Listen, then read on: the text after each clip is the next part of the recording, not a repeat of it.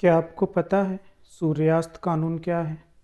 क्या आपको पता है धार्मिक निर्योग्यता अधिनियम कब पारित किया गया? क्या आपको पता है कि सिविल सेवा के लिए सबसे पहले कितनी उम्र निर्धारित की गई?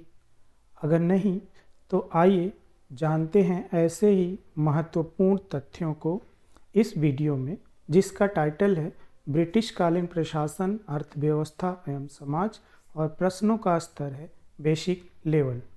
तो बिना समय गंवाए चलिए वीडियो को शुरू करते हैं। क्वेश्चन नंबर 1 इज, निम्न में से कौन all India trade union Congress की स्थापना से नहीं जुड़ा है?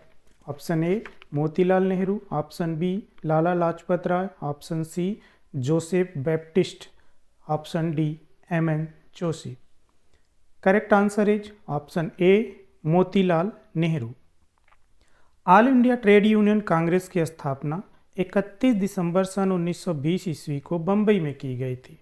मजदूरों के हितों को ध्यान में रखकर गठित यह पहला अखिल भारतीय स्तर का श्रमिक संगठन था। लाला लाजपत राय, एम.एन. जोशी, जोसेफ बैप्टिस्टा, वी.पी. वाडिया इत्यादि इसकी स्थापना से जुड़े हुए प्रमुख व्यक्ति हैं, जिसमें लाला लाजपत राय इस संगठन के प्रथम अध्यक्ष निर्वाचित हुए थे। तो correct answer is option A Motilal Nehru. Question number 2 is, धन निष्कासन सभी बुराइयों की बुराई है। निम्न में से यह कथन किसका है? Option A Rajani Palme Dutt, option B Romesh Chunder Dutt, option C Dadabhai Naoroji, option D Mahadev Govind Ranade. तो correct answer is option C Dadabhai Naoroji. Bharat के संदर्भ में ड्रेन थियरी के संस्थापक माने जाने वाले दादा भाई नौरोजी ने धन निष्कासन को सभी बुराइयों की बुराई माना है। दादा भाई नौरोजी की प्रसिद्ध पुस्तक का नाम भी आप जान लीजिए, poverty and un British rule in India. तो correct answer is option C Dadabhai Naoroji. Next question is, सूर्यास्त कानून का संबंध निम्न में से किस भूमि व्यवस्था से था? Option A Izaredari, option B स्थायी बंदोबस्त, option C Ryotwari, option D Mahalwari. तो correct answer is option B स्थायी बंदोबस्त से। सूर्यास्त कानून का संबंध सन 1793 ईस्वी में लॉर्ड कार्नवालिस द्वारा स्थापित स्थायी भूमि व्यवस्था से है। क्या है ये कानून, ये भी जान लीजिए। इस कानून के अनुसार यदि निर्धारित तिथि के सूर्यास्त होने तक जमींदार भू राजस्व वसूल कर सरकारी खजाने में जमा कराने में असफल रहते तो उनकी जमींदारियां छीन ली जाती थी। तो correct answer is option B स्थायी बंदोबस्त। नेक्स्ट क्वेश्चन इज, कंपनी सरकार द्वारा रैयतवाड़ी व्यवस्था को सर्वप्रथम किस क्षेत्र में लागू किया गया था? Option A Bombay, option B Doab, option C संयुक्त प्रांत, ऑप्शन डी तमिलनाडु। तो correct answer is option D Tamil Nadu. सन 1792 ईस्वी में सर्वप्रथम कैप्टन रीड द्वारा रैयतवाड़ी व्यवस्था को तमिलनाडु के 12 महल क्षेत्र में शुरू किया गया। ये क्षेत्र उस समय मद्रास प्रेसिडेंसी का भाग था।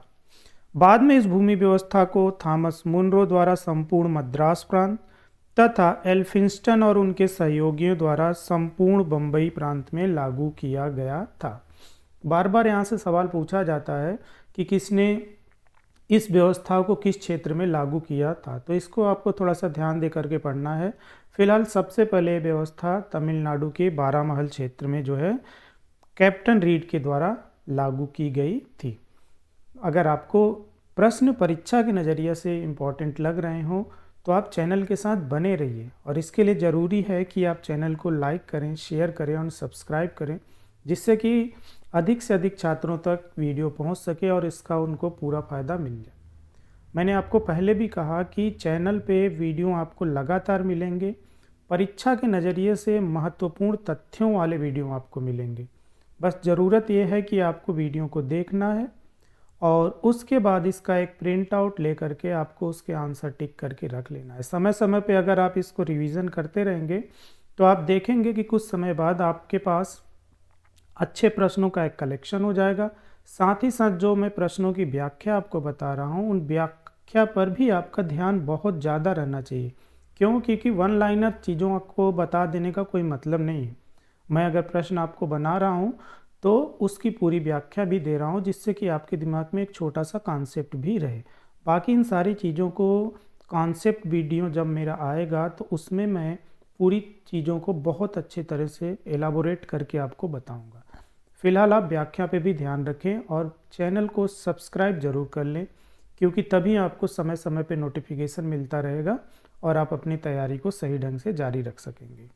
चलिए नेक्स्ट क्वेश्चन है, कंपनी सरकार द्वारा धार्मिक निर्योग्यता अधिनियम कब पारित किया गया था? ऑप्शन ए सन 1849, ऑप्शन बी सन 1850, ऑप्शन सी सन 1851, ऑप्शन डी सन 1852 ईस्वी में। तो correct answer is option B सन 1850 ईस्वी में। सन 1850 ईस्वी में लॉर्ड डलहौजी के समय धार्मिक निर्योग्यता अधिनियम को पारित किया गया था। इस अधिनियम के अनुसार अपना धर्म बदलने वाले व्यक्ति को उसके पैतृक संपत्ति से वंचित नहीं किया जाएगा, ऐसा प्रावधान किया गया था। जबकि पहले क्या था हमारे समाज में कि अगर कोई व्यक्ति अपना धर्म बदल लेता था तो उसको उसकी पैतृक संपत्ति से बहिष्कृत कर देते थे और साथ ही साथ उसका सामाजिक बहिष्कार भी किया जाता था। तो इस अधिनियम को लाने का उद्देश्य ये था कि भारत में अधिक से अधिक लोगों को ईसाई धर्म में लाया जाए, दीक्षित किया जाए। इसलिए इस अधिनियम को लाया गया कि अगर आप अपना धर्म छोड़ करके, चाहे वो इस्लाम हो चाहे हिंदू धर्म हो, अगर आप ईसाई धर्म को स्वीकार करते हैं तब भी आपको आपकी पैतृक संपत्ति से वंचित नहीं किया जाएगा। ये कानून बना दिया गया। तो correct answer is option B सन 1850 ईस्वी। नेक्स्ट क्वेश्चन इज, सन 1861 ईस्वी में पारित सिविल सेवा अधिनियम के द्वारा चयन के लिए अधिकतम आयु कितनी निर्धारित की गई थी? ऑप्शन ए 25 वर्ष, ऑप्शन बी 23 वर्ष, ऑप्शन सी 21 वर्ष, ऑप्शन डी 19 वर्ष। तो correct answer is option B 23 वर्ष। ब्रिटिश सरकार के द्वारा सन 1861 ईस्वी में सिविल सेवा अधिनियम को पारित किया गया और इस अधिनियम के द्वारा चयन के लिए अधिकतम उम्र सेवा जो है 23 वर्ष निर्धारित की गई। मतलब कि जिनकी उम्र 23 वर्ष या उससे कम है वही लोग सिविल सेवा के लिए चुने जाएंगे। अब ऐसा नियम बना देने से इसका सबसे ज़्यादा नुकसान जो है भारतीय लोगों को होना था। उनके चयन की संभावना जो है वो ना के बराबर हो जाती थी। तो correct answer is option B 23 वर्ष। नेक्स्ट क्वेश्चन इज, भ्रमणशील फौजदारी अदालतों की स्थापना निम्न में से किसके द्वारा करवाई गई थी? Option A Warren Hasting, option B Lord Cornwallis, option C Lord Wellesley, option D William Bentinck. Correct answer is option B Lord Cornwallis.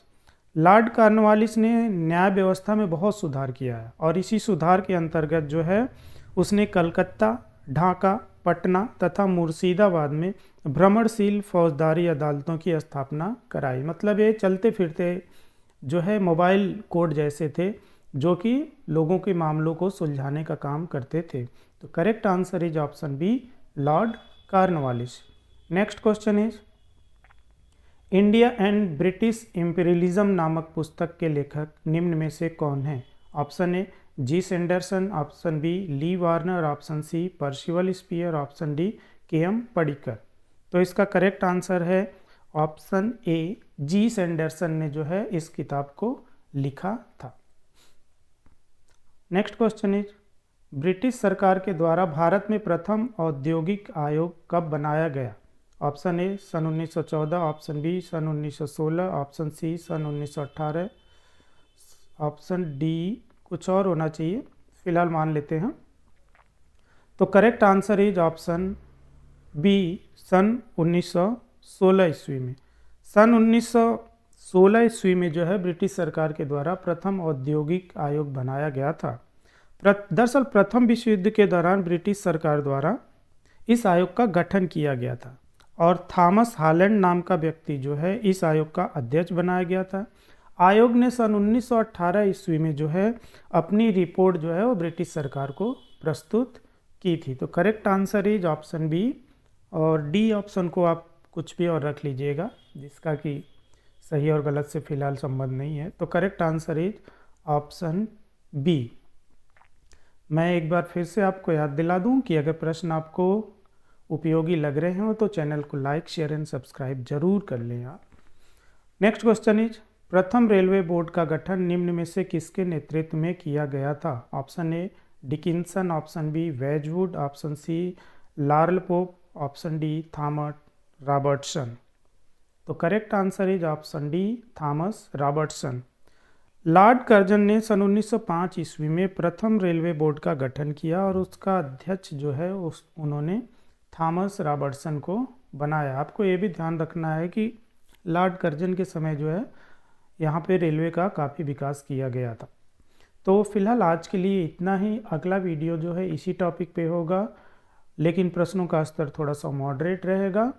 तो आप अगले वीडियो को भी देखना चाहते हैं तो चैनल को आप सब्सक्राइब कर लें, तो आप तक नोटिफिकेशन समय से पहुंच जाएगा। प्रश्न आपको कैसे लगे ये आप कमेंट सेक्शन में ज़रूर बताएं, और इस वीडियो का ये फ्री पीडीएफ जो है आप कमेंट सेक्शन में मैं टेलीग्राम लिंक मेंशन कर दूंगा, आप जा कर के वहाँ से इसको डाउनलोड कर सकते हैं। बाकी अब तक मैंने चैनल पे जितने भी वीडियो अपलोड किए हैं सबके फ्री पीडीएफ जो है वो टेलीग्राम पे उपलब्ध हैं, आप जा कर के वहाँ से उनको डाउनलोड करके पढ़ सकते हैं। तो आज के लिए फ़िलहाल इतना ही, मिलते हैं अगले वीडियो में, तब तक के लिए जय हिंद।